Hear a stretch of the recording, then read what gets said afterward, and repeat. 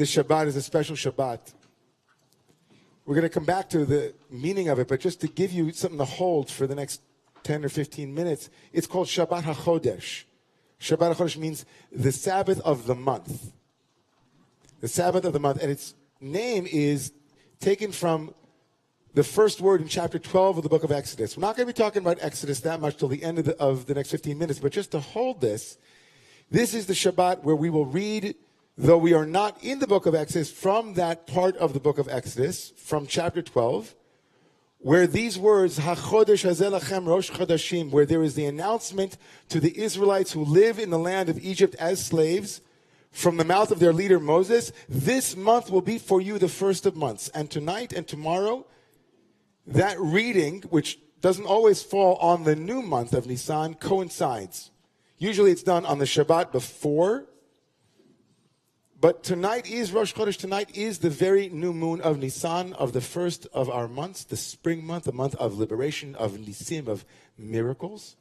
And it coincides with the rabbinic obligation to read that beginning of chapter 12 of the book of Exodus that begins, this will be for you the first month. Ha-Chodesh. Ha-Chodesh. We're going to come back to that chapter 12.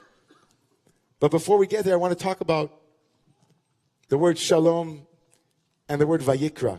Two words that are important to me and important to you and important to all of us because they speak to something that each and every one of us experiences in our lives thousands and thousands of times. I remember in my 20s when I had left the Orthodox rabbinical world and I was out on my own. Last night I kind of did something. I was in New Jersey doing a lecture, and I told people that I had been a waiter for almost a decade, and they all laughed, but it felt like they had been waited on by me or something. I thought, had any of you been to the restaurants? So we started going through all the restaurants that I had waited at, and maybe they had been at my table or something like that.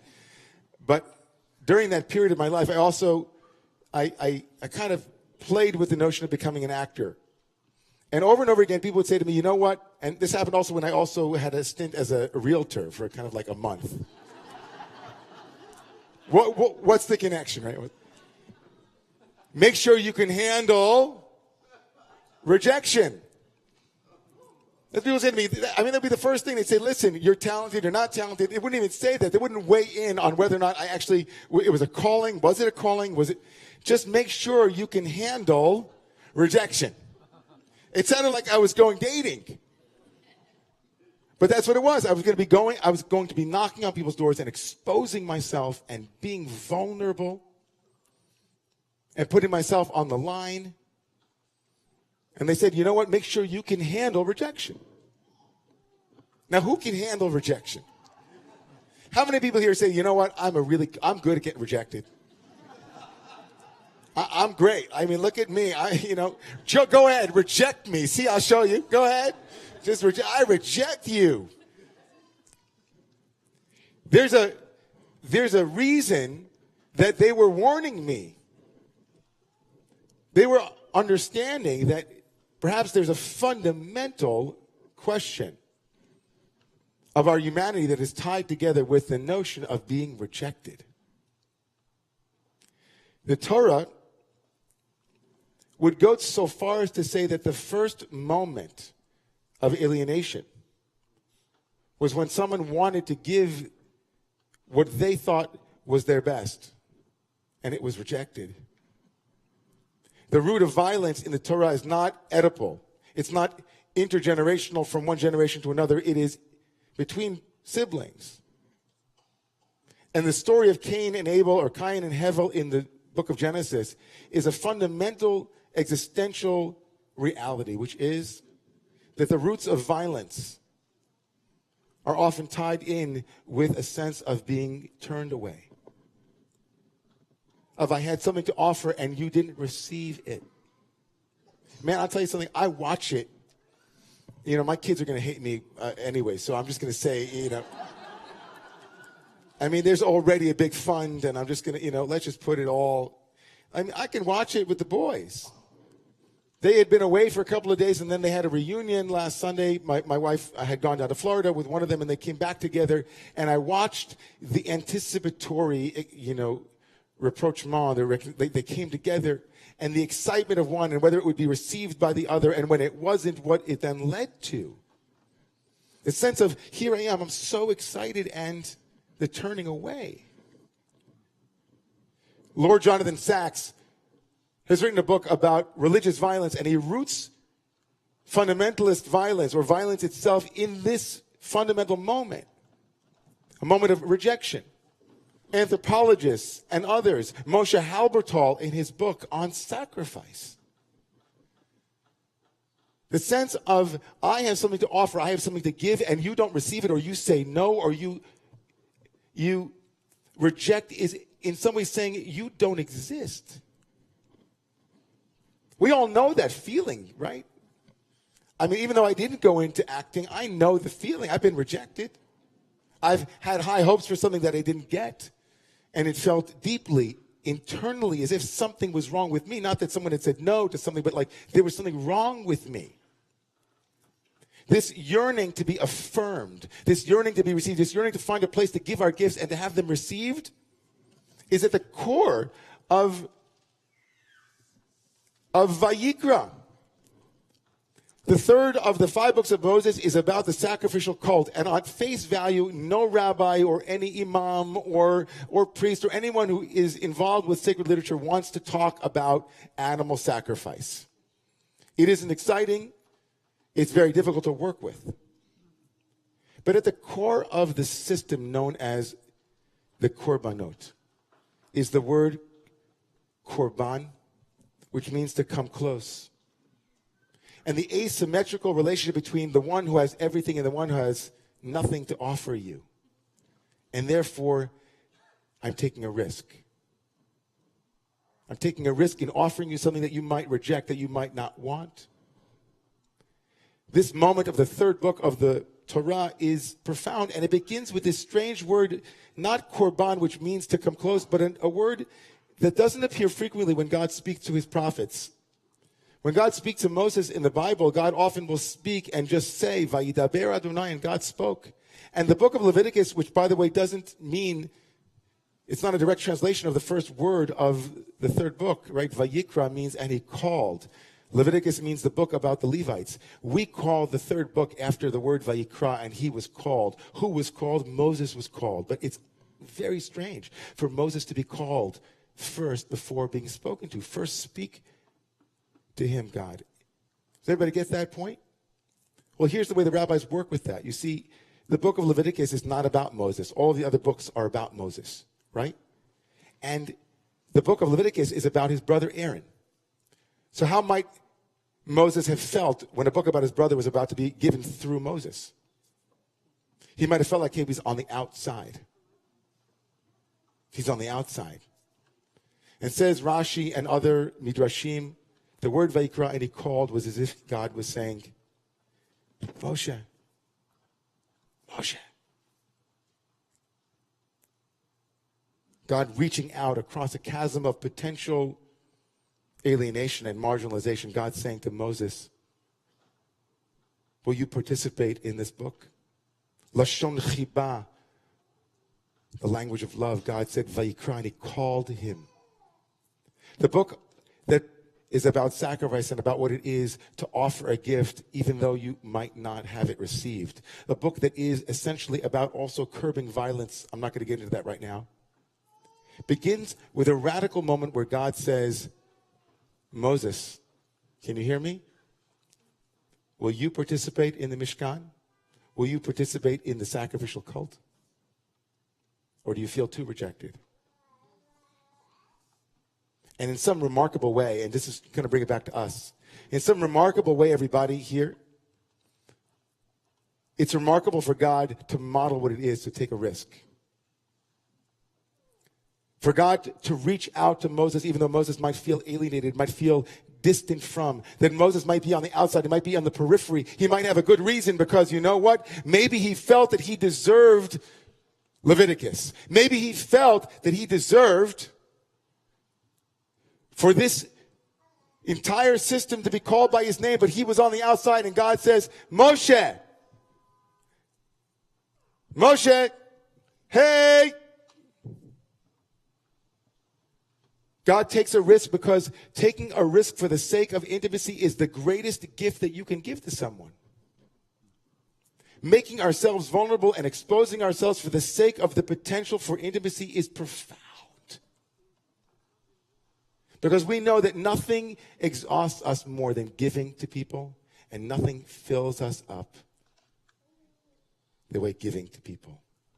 Nothing is more dangerous than asking for love, and nothing is more rewarding than asking for love. Nothing is more profoundly human than the fear that you will be rejected, and nothing is more profoundly human than overcoming that fear. And God models it. He says, hey, Moshe, come on in. And then you know what Moshe says? Okay, let's go.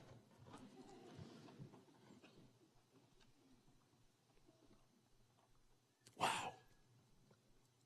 Giving and receiving. Giving and receiving. The korban that has to do with peace. I said there was something about peace.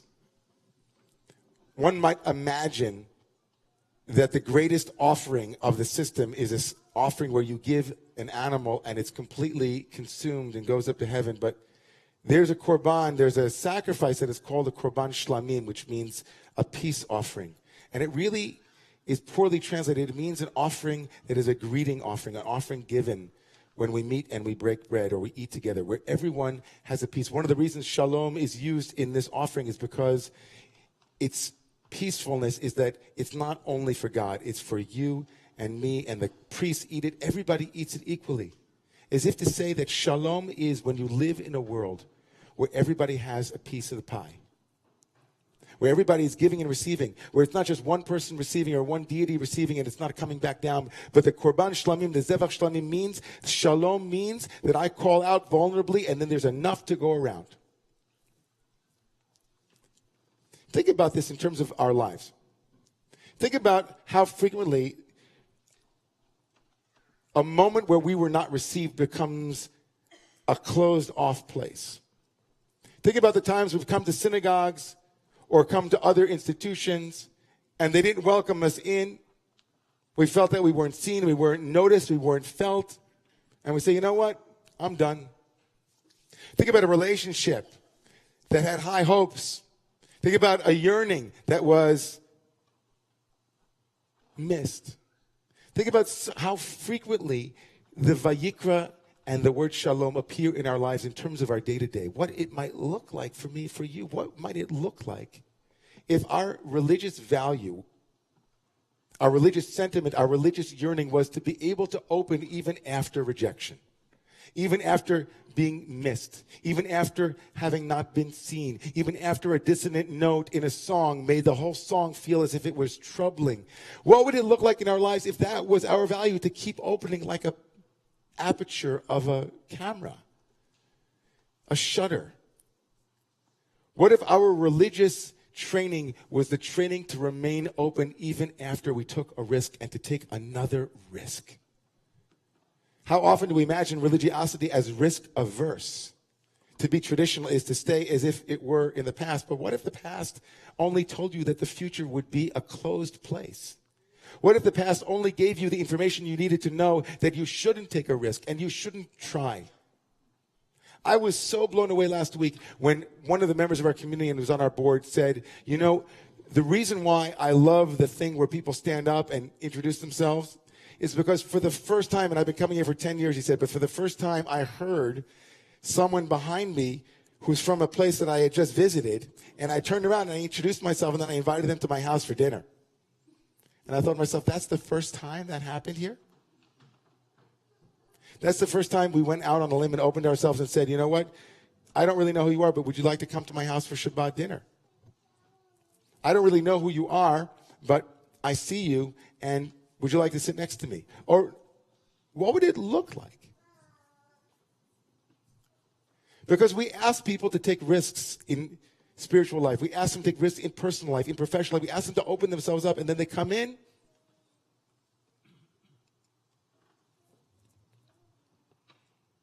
So back to chapter 12. We're coming in for landing. The salient feature of the book of Vayikra is that it's a book about sacrifices, but it's not about sacrifices. It's about taking a risk. It's about risking that if I open myself to love, even and especially if I open myself to rejection, it's only through that something profoundly healing can take place. And that we will be rejected, we will be cut off, we will have to rise up from the cynicism of past rejection, past the violence that it engenders, and open ourselves up to the possibility that we will open ourselves and be received. Can you imagine 210 years of slavery? I'm sure you can. Can you imagine systems of oppression, backbreaking labor, night terrors? Can you imagine historical people who had been so bludgeoned into a sense of despair that even when the Savior came, they rejected him, but still he rose. He came back. They pushed Moses away and he kept coming back. He said, I'm going to keep coming back and keep opening myself to you even though it hurts, until you realize that you have to open yourselves to hope. You won't rise again. No one rises unless they can overcome rejection.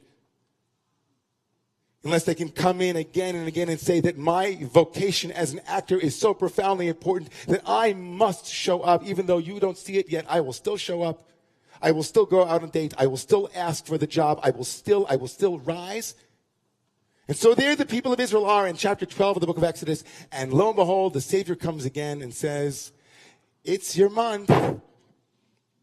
It's your month.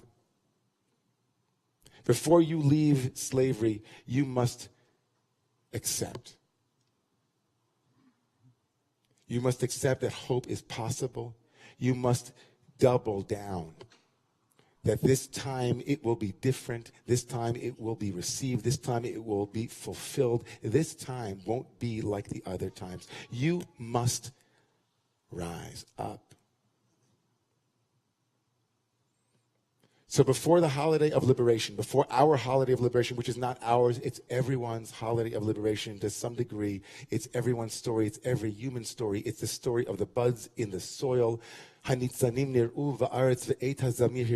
is the story of spring overcoming and opening herself up after the rejection of winter and saying, here I am again. It's time for renewal. It's time for the moon. It's time. It's time.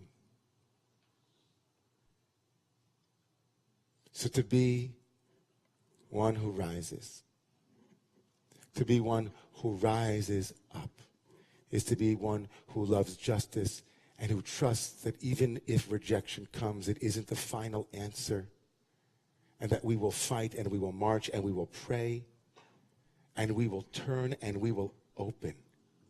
Vayikra, we will open. You went first, God. You said, hey, Moses, I'll take a risk. Will you take one? Still, we rise. So please rise.